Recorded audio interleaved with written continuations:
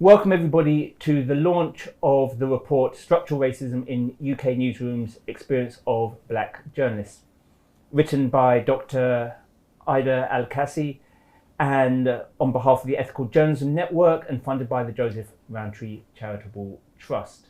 The launch event is being put on by the Sir Lenny Henry Centre for Media Diversity, and the report was paid for, I've already said, and today we are in the Film and TV Charity building. So it is truly a melange and a cooperative event of different organisations, all with the same goal, which is to increase diversity in the media, and specifically we're looking at diversity. So without any further ado, before I introduce the esteemed panel, as we are at the Film and TV Charity, I'd like to introduce David Steele. Film and TV Charity have had 3 iterations of the Looking Glass report, which looks at mental health in the TV and film industry more broadly.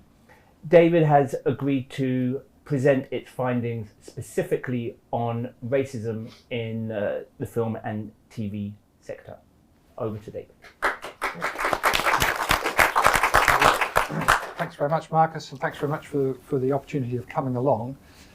So this survey that we do, we've done it several times now, and it's about mental health right across the film and TV sector. So it's not confined to newsrooms, but it does include newsrooms. And we look at many things that are related to mental health, including things like working hours, working culture, financial matters, a whole range of stuff. But one of the things we ask about is experience of racism. And this is the stat that I've been asked to focus on this evening, and I've been doing a bit of digging behind it to try and bring out some more interesting information behind the stat. So here's the stat. It's that 24%, so 1/4 of Black and global majority respondents reported experiencing racial harassment or discrimination at work in the past year. So it's not a lifetime figure, it's just in the last year, 1/4. So that clearly is an unacceptable result and shows the distance that the industry needs to travel.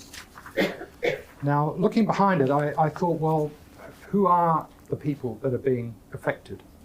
And so I looked at all the demographics, and I found that there are some demographics that don't show any difference in the incidence, some that show a hint of difference, but not enough to pass a test of statistical significance. We can come to that if necessary. But there are a couple that do show a statistically significant difference. So I just want to highlight each of those for you, which I think you'll find interesting. I found them interesting digging them out. So first of all, the ones where I found no difference were age, whether people were working in TV or film, across the whole lot, and whether freelance or permanently employed. So whether, whichever employment status category you're in, it's a similar incidence. The ones where there was a hint of difference, so by hint I mean that on our raw numbers there's a difference, but when you look at the confidence intervals, the margins of error, they're not quite enough to say that it's a definite result, but definitely there's a hint in the data, and that is that men from Black and global majority have a higher propensity of experiencing racism. BGM people with disabilities also, and gay and bisexual people of the BGM also appear to have, or there's a hint that they have a higher experience of racism. And finally, there's these two where the gap was so large that it's significant, statistically significant. The first one is that there's a big difference between people of mixed or multiple ethnicity and those identifying as Asian or Black.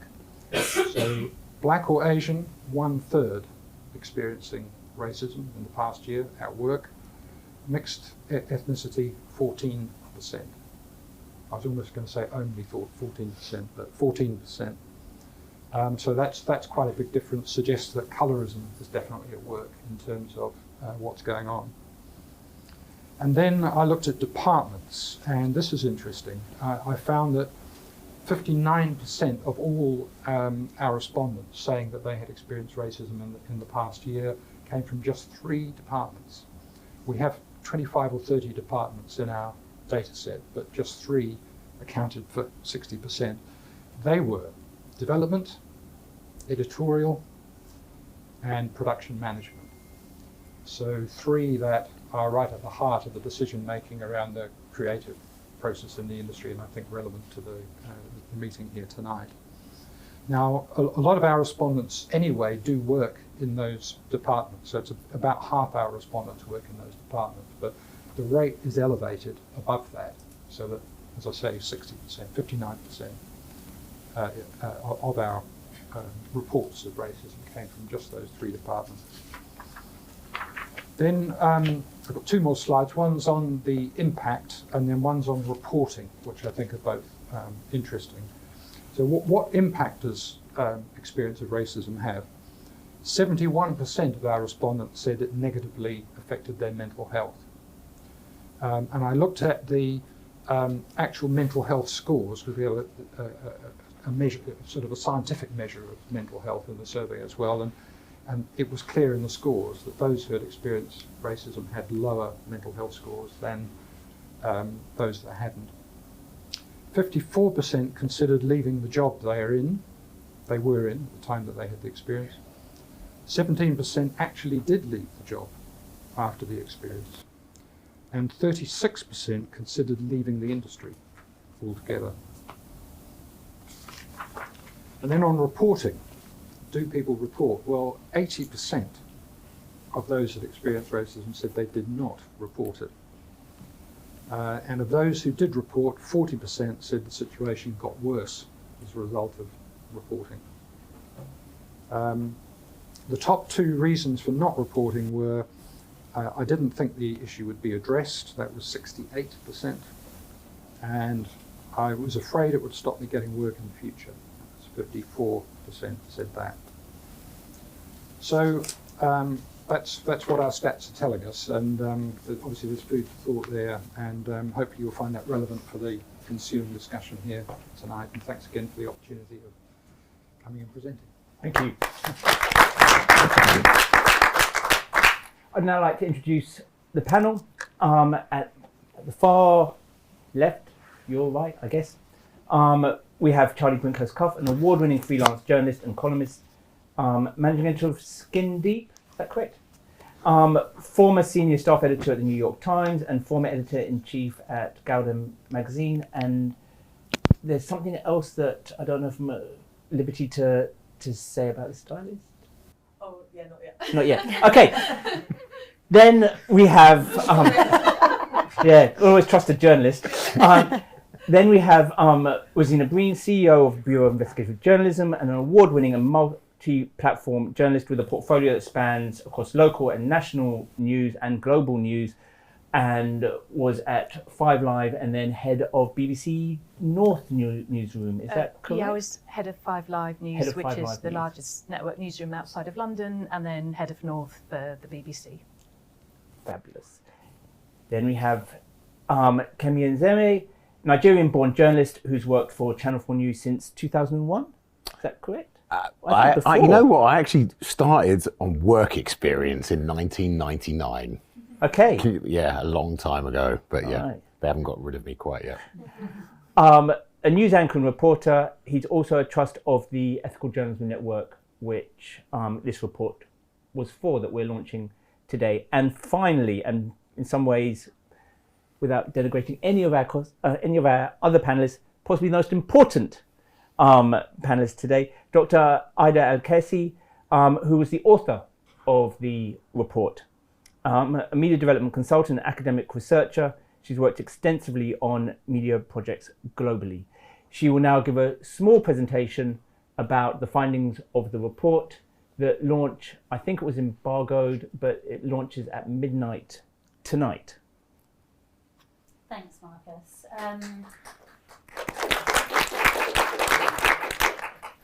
So just to give you a sort of overview and background to the report was honestly born out of a reaction to the events that took place in June 2020.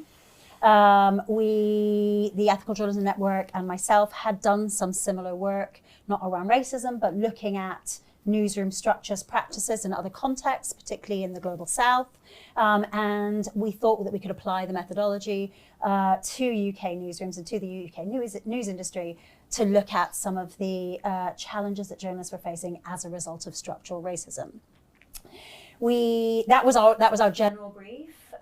We decided, after speaking to a number of academics, media stakeholders, media industry leaders, and because of the resources that we had, to focus on anti-Black racism, rather than kind of fall into the sort of trappings of BAME, and speaking to some of the findings from your report, actually, that there are different levels of experience, different types of experience of racism. And we felt that this report would give us that kind of springboard to then hopefully do further research on racism in the UK news industry.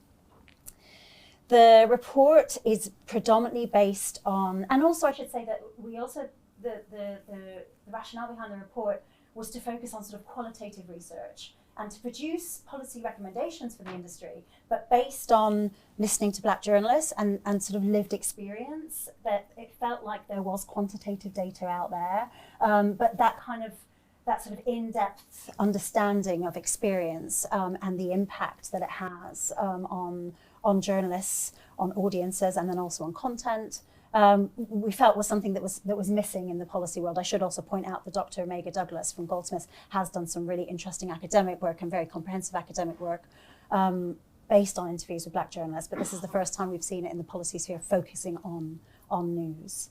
So the report is based on interviews with Black journalists, 27 interviews, and that's predominantly what leads the findings. I also conducted some content analysis, discourse analysis, really to understand the relationship between that experience and outputs and content. And I should say that discourse analysis or content analysis piece was supported by City University, Department of Journalism, and also the Centre for Media Monitoring. We used a methodology that they had used to understand coverage of Muslims in the UK news media as well. The report's findings are bleak. I will say they're not surprising, but they are quite shocking. They demonstrate that, as a whole, mainstream UK newsrooms are unwelcoming to Black journalists, and as a result, there is this culture of fear that predominates, and that I would say I noticed that throughout the research period, even through as I was conducting interviews with journalists, and the way that they did or didn't want to interact with me, in the way that they did or didn't want things to be included. There are quotes and case studies throughout the report, and I went back to everyone I interviewed to see if they were happy for me to use those quotes and case studies, and the amount of changes and people wanting examples removed because they felt it might then expose them, or kind of, their identity would be revealed, just speaks to the sort of level, the enormity of this culture of fear in the newsroom. And that kind of unwelcoming newsroom, it begins, it's kind of at all stages. It begins through the sort of barriers to entry into the media. It's further exacerbated in newsrooms, in recruitment and retention, and in hierarchies and promotion processes. Everyday racism, racial microaggressions, and macroaggressions were talked about by all of the people that I interviewed, and these all predominate. They all they all stand out in the report, and the report recounts a number of different examples in the report. I should also say that again, the sort of main findings are that Black journalists feel marginalized, they feel judged, they feel excluded from their colleagues, they feel excluded from decision-making processes. There are elements in the report that look at the difference between working in a Black team versus covering a Black story in a white team. And if you haven't read the report, I urge you to look at that sort of nuance, which I think probably hasn't come across before. as your findings also reveal, the impact on on the mental health of Black journalists is one of the kind of main findings of the report. And then what the discourse analysis does is then look at what this means, what this kind of exclusionary practice means in terms of content. The discourse analysis looked at a couple of particular events, including it looked at broadcast print, and it looked at the publication of the Commission for Racial Equality's report in March 2021. And it found, and I won't go into detail, but it did again, it emphasized some of the issues with coverage and outputs in relation to the lack of representation, diversity, and voices being heard in newsrooms. I'll end there because I think we're going to discuss the recommendations as a group. So over to you. Thank you so much. And everybody, I assume you're going to, if you haven't read the report, I urge you to read the report. I think there was a QR code which you can get it over embargo a few hours early. And as journalists, we always want things a few hours early. So I'm going to go to you first, Charlie. In terms of racism, because racism can be a very loaded word, very emotive word. There's some people I know who were worried about coming tonight, some senior journalists who would you say you've experienced racism in a newsroom? How would you interpret? I mean, yes. Okay. I think I've experienced different forms of racism throughout my time in newsrooms and starting very early on in my career. And that was one of the reasons why I wanted to be involved in an organisation like GALDEM in setting it up, was because I knew from very early on that there was an issue and I wanted to be part of that change. But if you want examples, then I guess I would think about two main incidents, the first of which happened at News UK at the time specifically, which is, I've spoken about this before publicly, which is where I was sort of on a news desk, and their approach to deciding the types of people to cover was very explicitly racist, and that was verbalized. And then in terms of, you know, things that have been said to me directly, it has tended to be more in the vein of microaggressions, but I don't use that word to sort of to flatten the experience, because it can still be traumatizing for people to experience microaggressions. Those things for me personally, they didn't put me off entering journalism. They made me want to fight harder to improve things. But I have had so many conversations, and again, since very early on in my career, in terms of mentoring other young Black journalists who felt as though they didn't want to continue existing in a space where they had to sort of fight to tell the stories they wanted to tell, and also have these like pretty awful experiences with generally speaking, white management. So. Okay.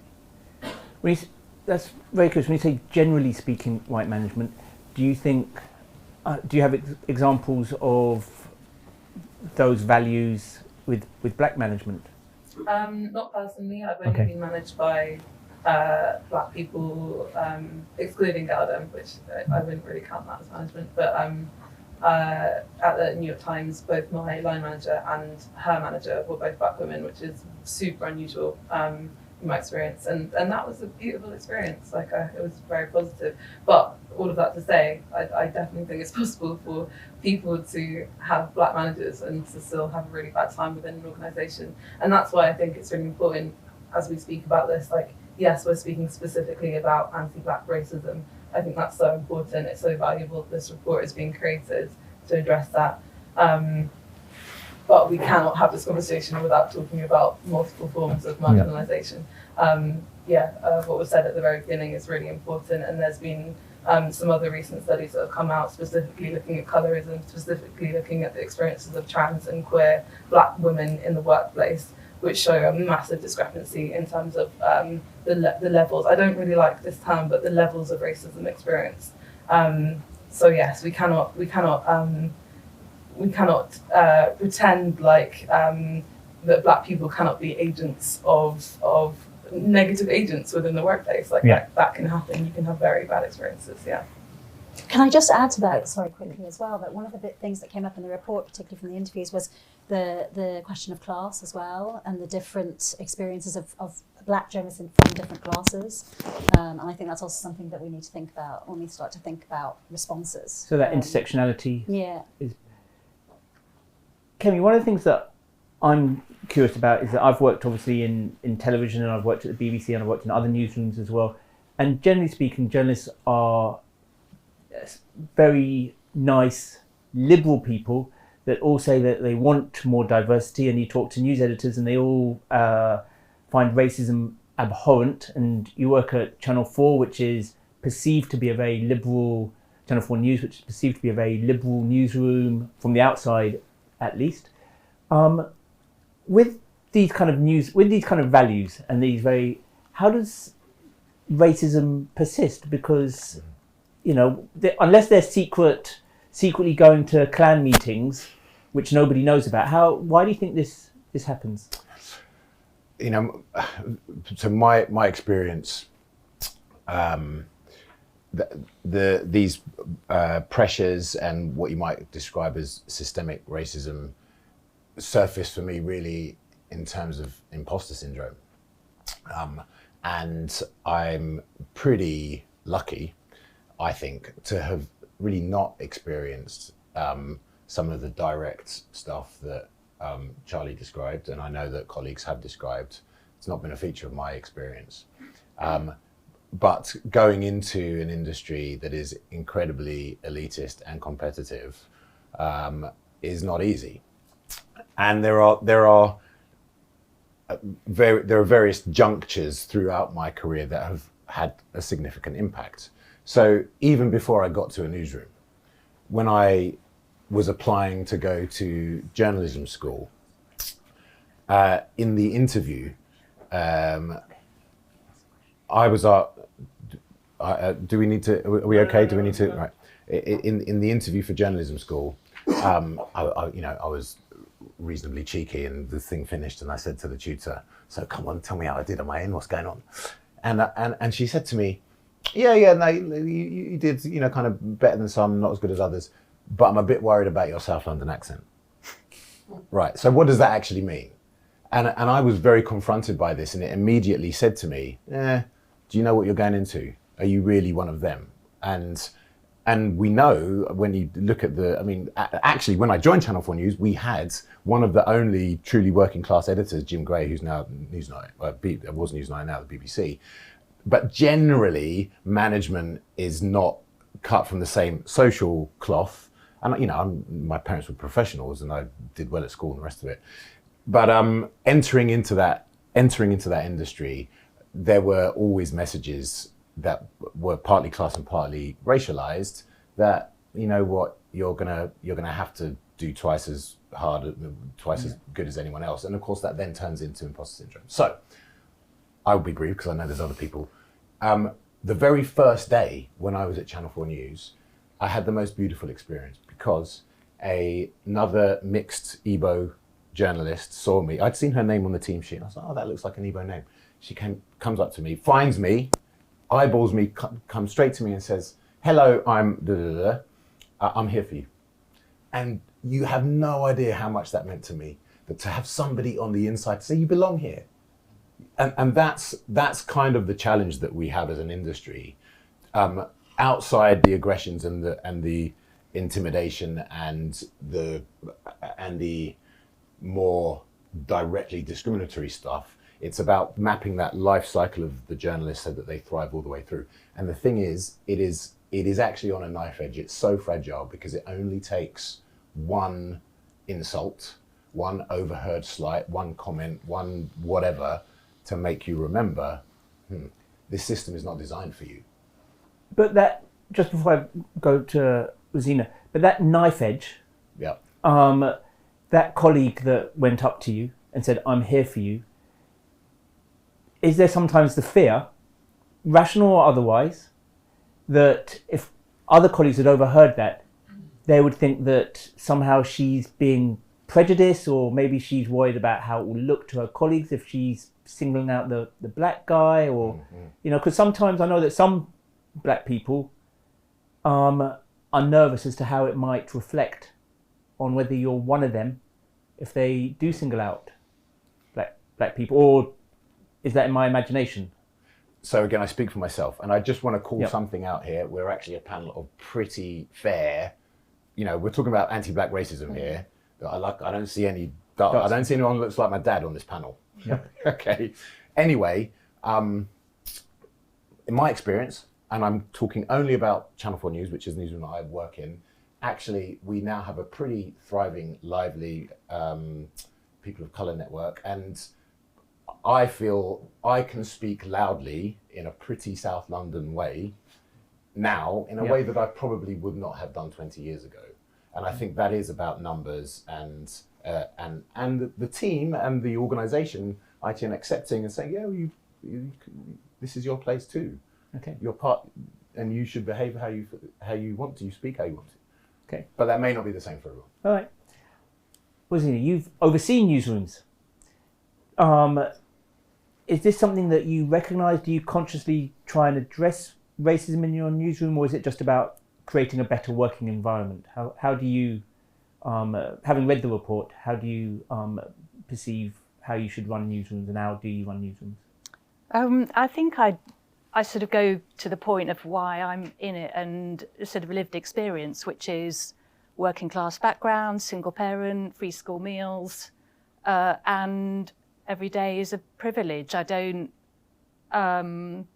sort of come into the newsroom and think that I'm better than anybody else. And also, I think it's about motivation of why you try and progress in a newsroom, which is about being the difference.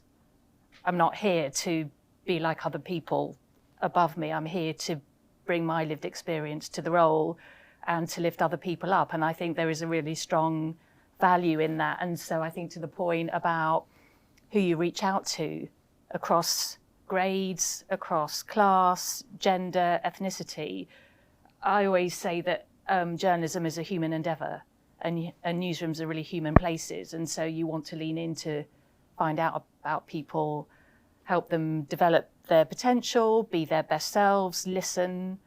It's not about, making sure that you just talk to a certain grade of people. So I think it's everything rolled up into one. And, those conversations really matter. And to hear what people's experiences are, but also to want them to bring their experiences into our journalism. Otherwise, what's the point? It's anodyne and a bit homogenous. And, trying to find ways to do that in some organisations is easier than others. I've come from 15, 20 years at the BBC into a sort of, a large non-profit investigative newsroom. Some of the challenges are similar, but also some of the structures are different. And also to the point of, I think, age has something to do. So you get to the point where you think, I'm not going to interrogate now because, it's all or nothing. I'm really interested, Aida, that you focused on anti-black racism in particular, because I'm just thinking off the top of my head, there are a few people of colour in very senior positions. So you have Ruler at the FT, you've got obviously Rozina at Bureau of Investigative Journalism, but I can't think of anybody in an editorial position. So with regards to BBC, for example, you've got head of HR and you've got non-editorial positions. Is there a distinct difference between seniority? I don't know if you've crunched those figures of black people in senior positions, or I don't know if anecdotally Keme or Charlie, you can speak, or Rozina can speak to that. I would say one of my former bosses is Pat Young. Yep. At BBC Current Affairs, and that was great. And one of my other bosses was Marina Solandi Brown. So my sort of career sort of grew up with black representation, actually. I think it's gone down since then, which is bad and saddening, but I think I was lucky to have some really good talent around me, and it makes a difference. So just before I go to you, Keme, I just want to talk about Pat Young. So Pat was the, as far as I understand, communities correspondent at the BBC. He was then made series producer and then became exec producer of Black Britain, right, as was Maxine, which is a current affairs programme for. Now, you could argue that in many ways Black Britain was ring-fenced or almost a quota of having a black person in a senior role or whatever. And so I'm interested, do you think that we need possibly quotas, because you're saying it's gone down? Would you advocate the idea of quotas, or how, if things are going down, how do we get things to go back up? Well, we had this sort of pre-discussion. I've come to the point that I think beforehand I wouldn't have supported quotas, and now I absolutely would. And I know that people have a different view about that. That's fine. And in my experience, if somebody says to me now, you've been appointed because of your colour, that's happened in my first leadership position and since then, actually that's on that person to think that I'm there to do what I need to do. And if, I've been having this debate with my peers and, for decades, and I can't really see that anything has changed much. I think there's great talent in there, but why isn't there great talent at the top? It's a sort of moot question, but personally, I'm in favour. I was just going to say, as I understood it in the industry, the language is more around targets rather than quotas, and I think this just speaks to, so what you're saying, Rozina, it just speaks to the fact that we just need to start thinking about things in different ways. Targets obviously aren't working, and also targets don't speak to some of the experiences that black journalists talked about, so. And I think we, again, in the pre-discussion, we talked about this sort of diversity versus racism and what the differences are. And what we're seeing is, and a lot of the interviews talked about the fact that you do see black faces in newsrooms, but they tend to be behind the cameras, or you don't see them in senior positions, or so the numbers don't necessarily talk to the type of experience that black journalists are experiencing. And I think that's why I think it's important to start thinking about things like quotas rather than targets, and kind of just thinking about things in a different way, starting to be a bit more disruptive about the way that we address the issue. Okay. Yeah. A question for Charlie before I open it up to the audience. These conversations can often get dominated by what's happening at the BBC, what's happening at Channel 4 or ITN, and very large established newsrooms.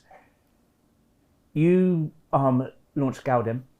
Do you think that's possibly the way forward? Should we be looking at the way of changing the industry is not by trying to change these gigantic organisations, but actually taking a different perspective and changing the ecosystem by supporting The Voice, supporting Eastern Eye, supporting Galdem, supporting Black Ballad? I'd be curious as to whether you feel there's an over-concentration on looking at the large established media organisations.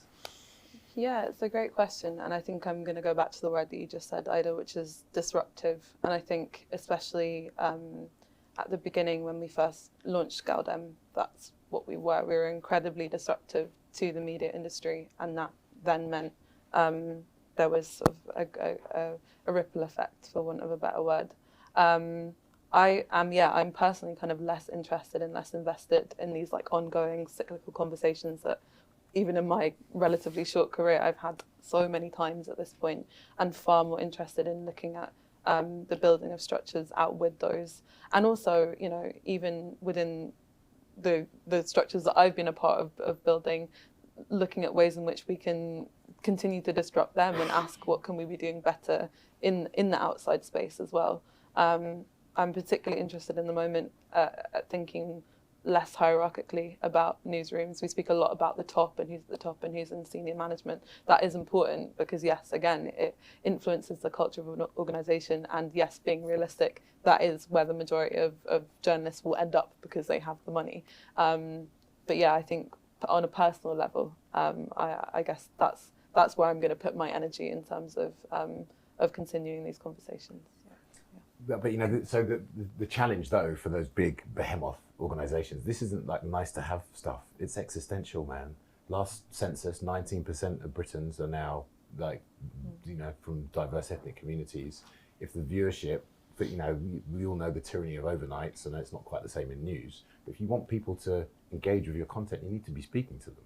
And if you want to speak to them, you need to be them.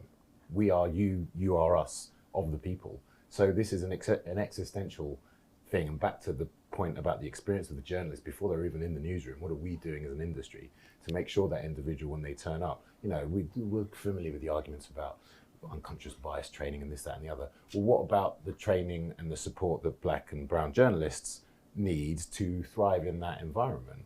That's the stuff that we need to be looking at. All this whole thing to make sure that the newsroom of the future tells accurate and proper stories about the world that we live in. I mean, it's really not that hard. It shouldn't be, should it? So you're quite dismissive of the unconscious bias training. You kind of just it's no. Well, that's another argument. But what I was saying is, if you're going to have that, then you need to have. It can't just be support for white people. Okay. That's my point. So unconscious bias training, you're saying, is basically centering the white or your white colleagues of how to make them less racist, rather than supporting what is needed is support for. I think it's all needed, although there is also a discussion to be had about whether unconscious bias training works. But that's that's something else. Okay. Right. Just before we go to the audience, I don't think unconscious bias training was one of your 9 recommendations. So I'd be curious if you could just, maybe 9 might be too many to go to the audience, and people can definitely read them, but what are 1 or 2 of the recommendations before we go to the audience?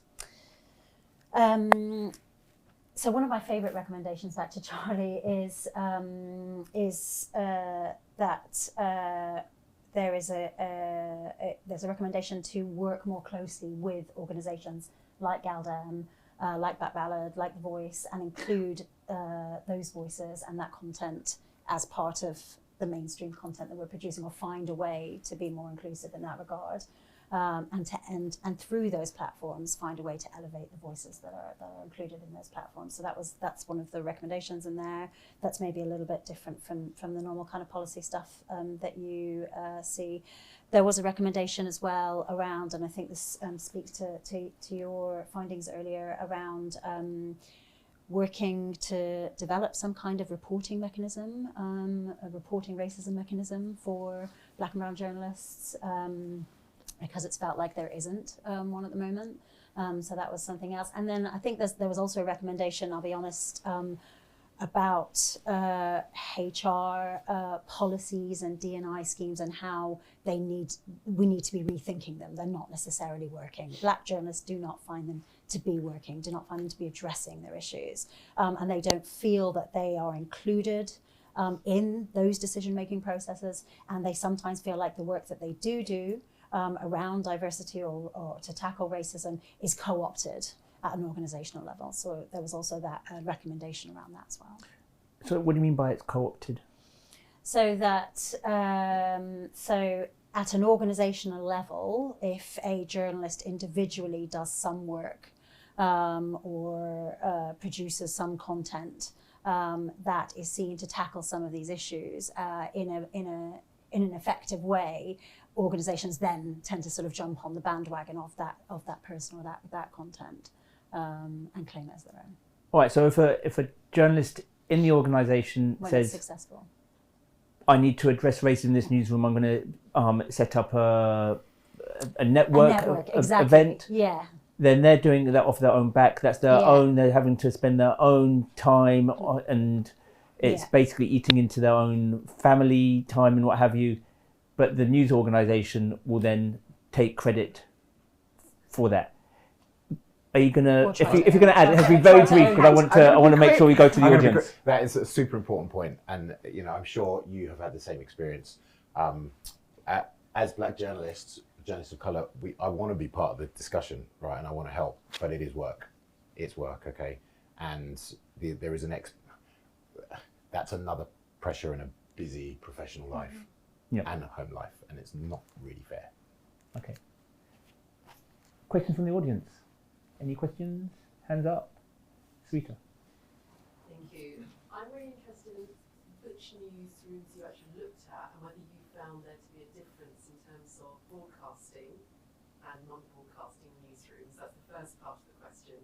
The second part of the question, because my own work is very much focused on broadcasting, particularly television, is it seems to me that there is a disconnect between what we see on screen, which I would argue is a veneer of diversity in terms of news presenters, and the structural racism that you've identified happening within newsrooms. What do you think accounts for that difference in terms of that veneer of diversity and that structural racism behind the scenes? So I'll answer the first question first. We looked at mainstream news organisations in the UK, so UK-focused mainstream news organisations. It was from across print and broadcast. And all of the organisations in this room, for example, were represented through journalists. So it was interviews with journalists rather than looking at the organisations individually as they are. The content analysis also looked at mainstream news. So again, actually no, we didn't look at tabloid, to be fair. So it was in the content analysis, it was broadsheet and broadcast as well. That was the kind of the media universe, if you like. Remind me of the second part of the question about the veneer. Yeah, it's really about that disconnect. I think sometimes when you speak to people in a general sense about diversity in television, for example, it's like, oh, well, there's loads of black and Asian newsreaders. Is often the comment that I hear from people. So there is that impression that the workspace is actually much more diverse and much more liberal and much more open and democratic than actually your findings suggest in terms of the actual experiences on the ground in the newsroom. So I'm just wondering, how do we resolve that tension, if you like, in terms of the impression and the reality?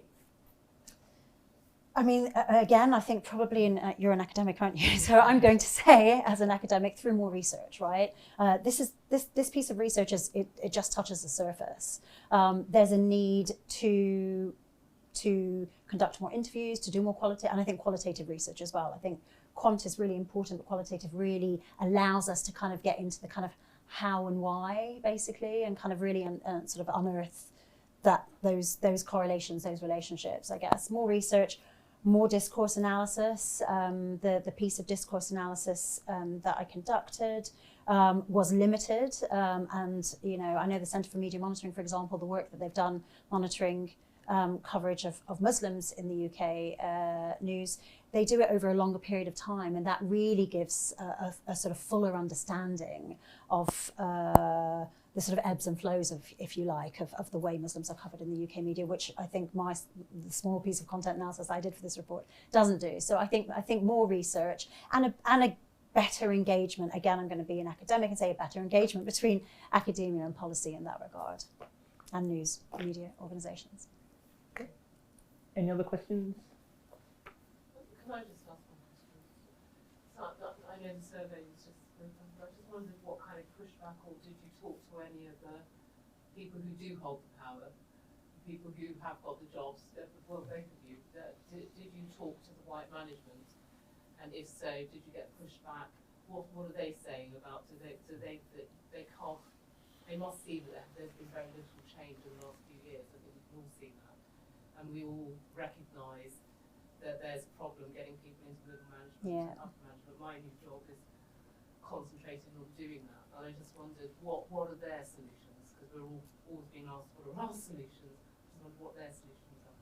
So no, I didn't speak to white management because the point of the report was to interview black journalists and get the experience of black journalists.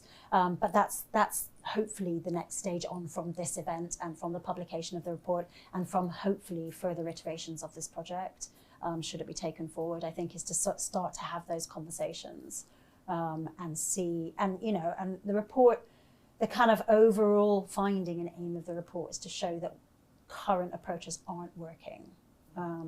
And that these conversations need to be taken forward. So that's the next stage. I don't know if you have anything. We didn't go after upper management either. So our assumption would be most of our respondents would be ordinary people working in the industry. I wouldn't think that there'd be many. There's nothing to stop them going over them because we broadcast it widely. But I doubt that there would be many high-level decision makers. It would just be interesting to hear. Certainly would. Yeah. I'm curious. Everybody in the panel and a lot of the people in the audience seem to talk about, without batting an eyelid, talk about racism in newsrooms. Do you think that the bosses that you've all had, who have overseen newsrooms as you've come up and are still working in newsrooms, do you think that they'd be surprised if any of their newsrooms were described as racist? Because I often hear them talking about the lack of diversity in their newsroom, but how do you think that they would respond to the actual term racism? I think they would be Charlie? upset. Yeah, I think. Do you think they would accept it? No, as in I've going back to what I mentioned about News UK. I think I was in a quite similar room to this one and put my hand up to ask a question of some of the senior editors and sort of told them about one of my experiences there, and it was very casually sort of battered away. And I think that they do that because they have to protect the institution that they work for. So I think it's important that that people like Aida and yourself are challenging these people with the hard data and the facts when and where you can. Rozina, on that, I'm curious as to, often people talk about diversity, lack of diversity, as if it's almost, they either blame a pipeline problem, so it's nothing to do with them, it's to do with schools, right? Or it seems as if the lack of diversity is almost like an act of God. We don't really know where it comes from, but there's a lack of diversity. But you don't hear the word racism. When I've entered, we talk to lots of different news organisations, lots of different media organisations. Do you think we should start using the word racism when in these discussions? I think that's a good question, and also you can get great talent in and progress great talent, but unless it's a good and equitable experience, they or we are going to leave. And just listening to your answer there, if you're trying to explain something to somebody who has no life experience of that or cannot sort of cognitively emote with what you're saying, then I think it's difficult, because there is a sort of moral imperative that, what are you saying? That's happening in my newsroom. There's a sort of a shock, but they couldn't lean in to sort of really understand what the impact of that might be. And I think there is some really good, there are some really good programs that help bosses, managers, leaders sort of understand it. The sort of macro aggressions list is really interesting. And I think, to your point, people tend to want to bat away from a corporate point of view, because if you admit to something, then your organisation is in trouble, or somebody will report it or leak it externally. Mm-hmm. So, and it's we've all been there at the tough end of it, so what it looks like and feels like. Yep. But then to have to sort of evidence it creates another barrier or another hurdle. We would all say racism, somebody else might call it something else, and it's a bridging. It's a bridging of that chasm that needs to be addressed. Keme, how useful do you think the word racism? Yeah, I mean, people is? are terrified of the words for obvious reasons, and in a sense, there's work to be done to reappropriate, and it is a factual description of how power and influence coalesce around racialized characteristics. It's a sociological phenomenon that is, and society is racist, ergo, when you look at the demographic breakdown of power in a newsroom, it's also racist.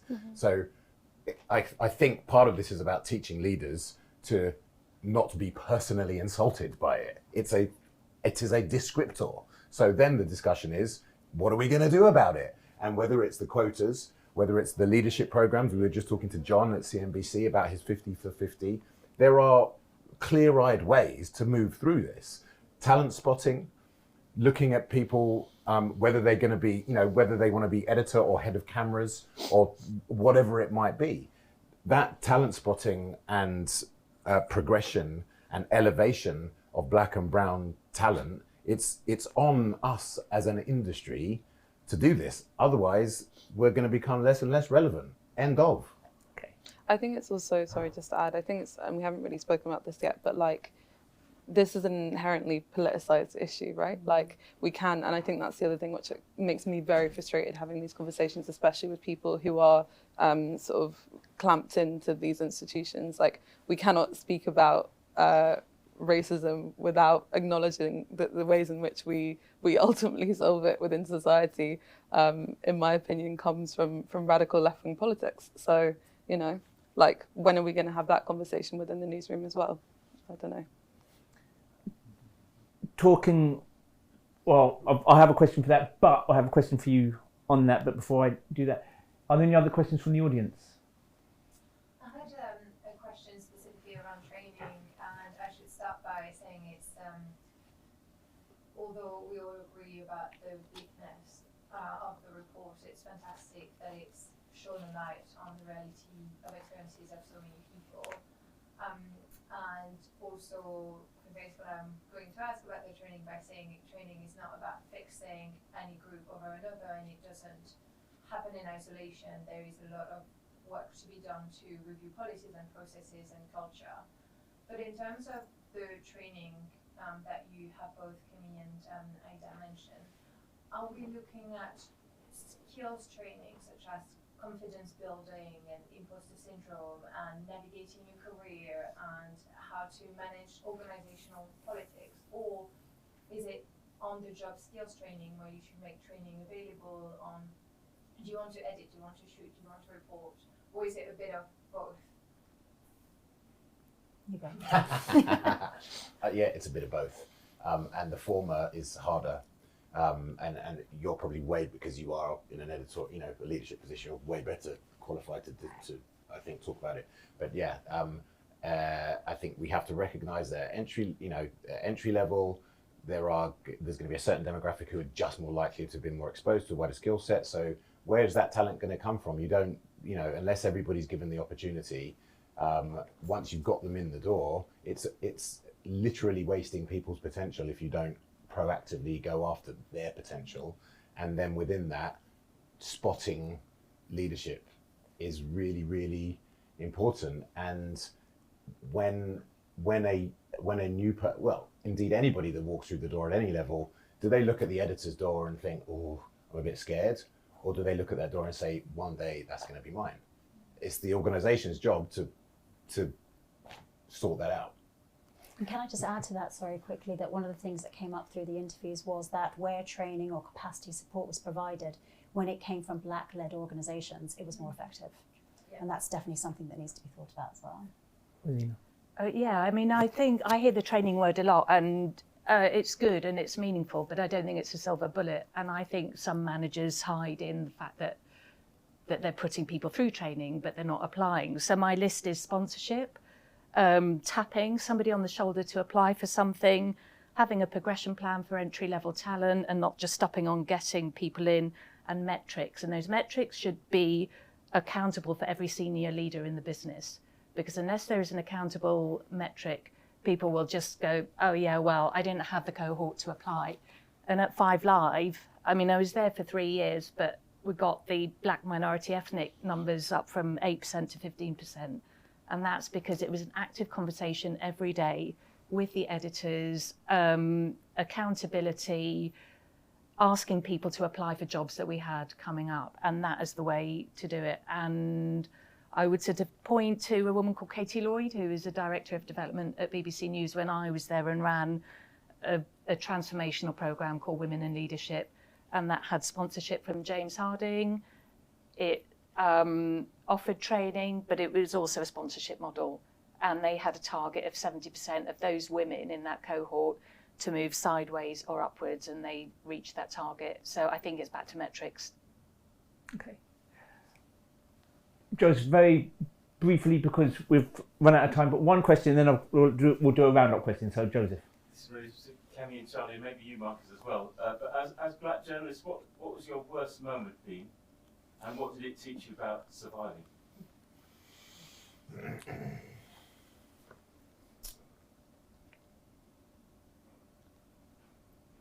Can I answer that one? If you're thinking, right? My worst moment is going for jobs which were beneath me and not getting them, and then seeing people with less experience getting those jobs, and going home and crying my eyes out because I knew that I should have got those jobs, and having to go back in, and either you go back into work and you think that those are lying, racist bastards, and you can't work like that. You can't work like that thinking that your bosses are lying, racist bastards. And so you then internalize your failure, right? And that becomes self-loathing, thinking, if only I had done that program slightly better, I would have got that promotion. Or if only I'd done, hadn't made that slight mistake in the commentary, that was the thing that, and so you either have to admit that you have no agency, or that you have agency and you're not up to the task.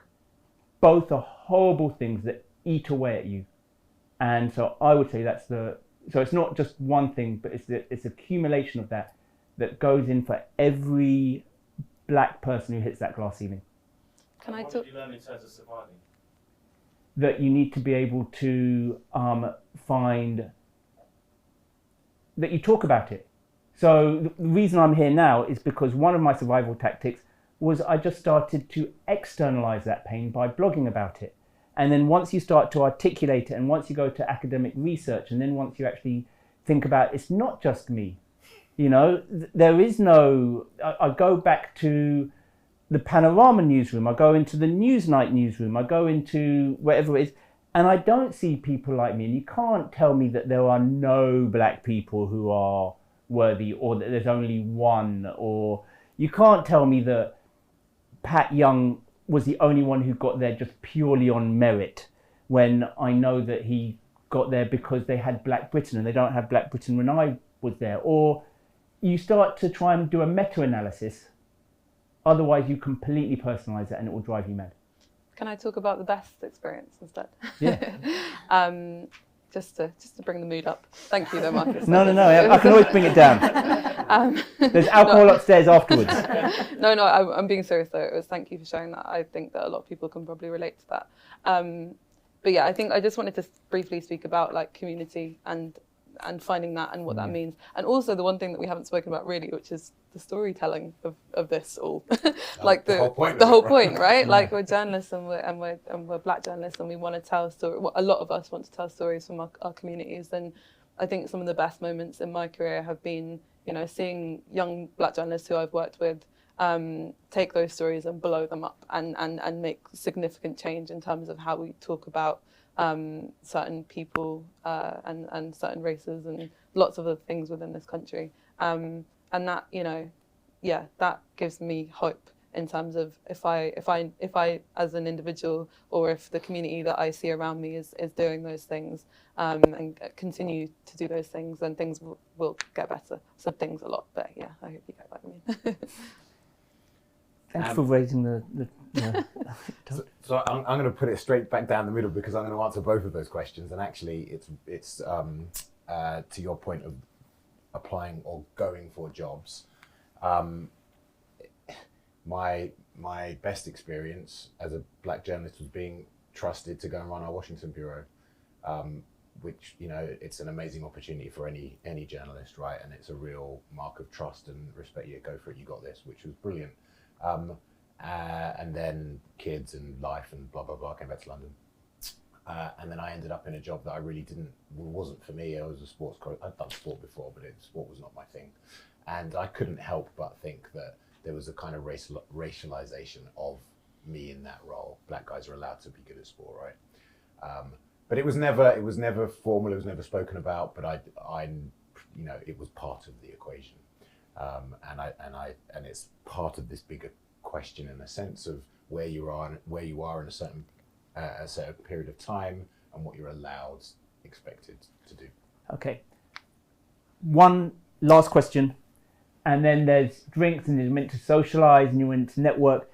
We've got some heads of D&I, we've got some heads of newsrooms, of major broadcasters, of major newsrooms.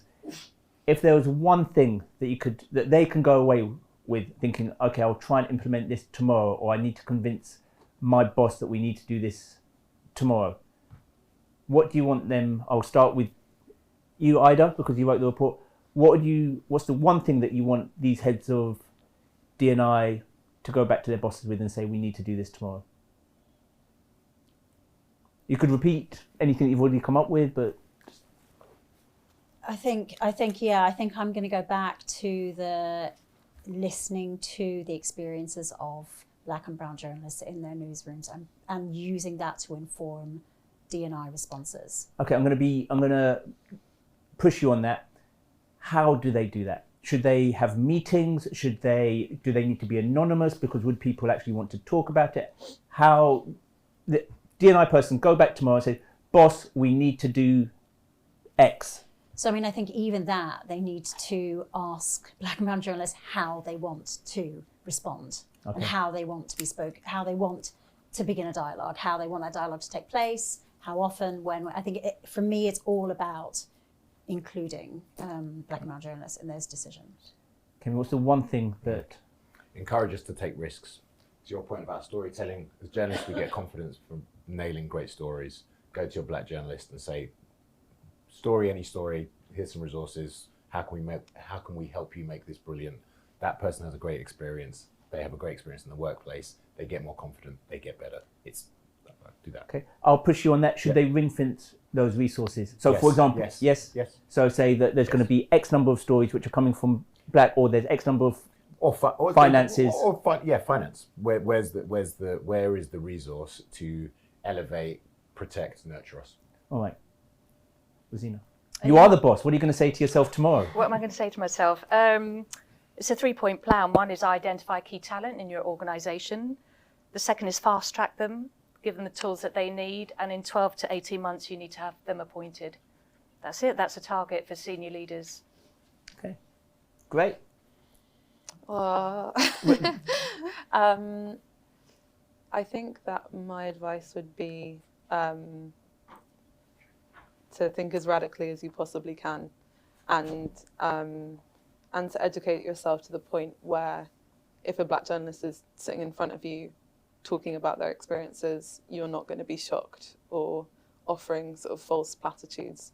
You should be, as a D&I person, and you'd be shocked at how many are not like this, you shouldn't be surprised to hear about bad experiences in the newsroom, or not understand them, or feel like, have that awful thing where you're speaking to a white person and you're having to explain something that they should already know. Like, do you know what colorism is? Do you know what systemic racism actually means? Like, do you really understand the meaning of intersectionality, and do you know that it's history?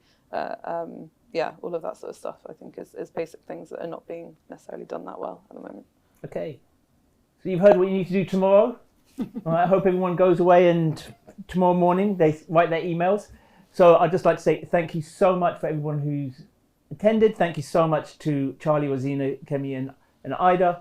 And if we can just give them a good round of applause.